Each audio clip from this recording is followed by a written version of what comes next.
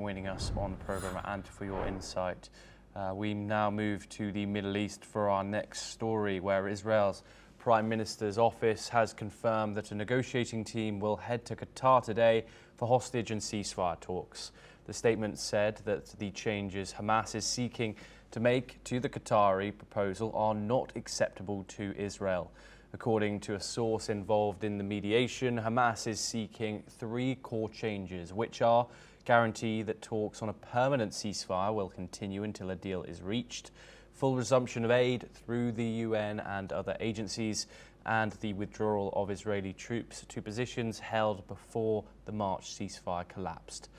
Despite rejecting those amendments, Netanyahu's office said the team would travel to Doha following an assessment of the situation.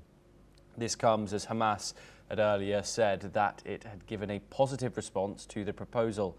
The US ceasefire plan is believed to include a 60-day truce, staggered hostage releases, phased Israeli withdrawals, and aid monitored by the UN and the Red Cross. President Donald Trump is due to meet Netanyahu on Monday and has said that there could be a Gaza ceasefire deal as early as next week. We're now joined by Shruti Dasgupta, who's a foreign affairs expert, tuning in live from New Delhi. Shruti, thank you very much for joining us on the programme.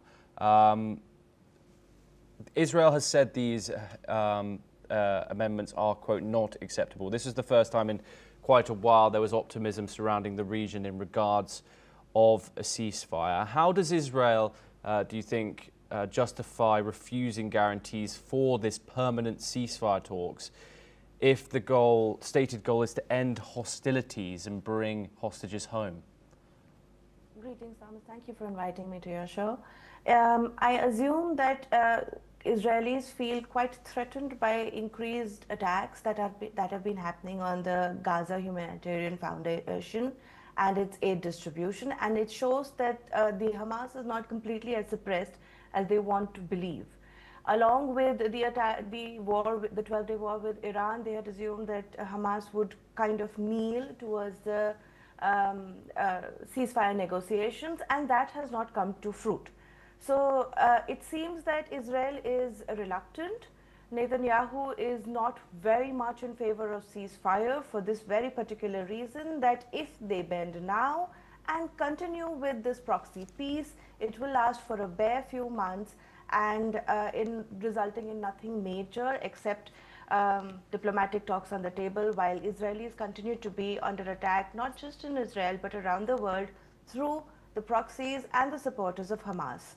So I'm not really sure that Israel is seeking peace as of now, or even Hamas is seeking peace. Both of them seem to be wanting to push through their own final word.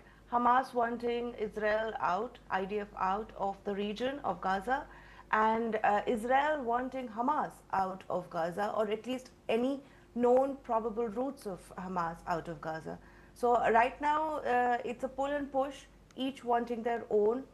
The final word will only be said when the peace negotiations actually pull through.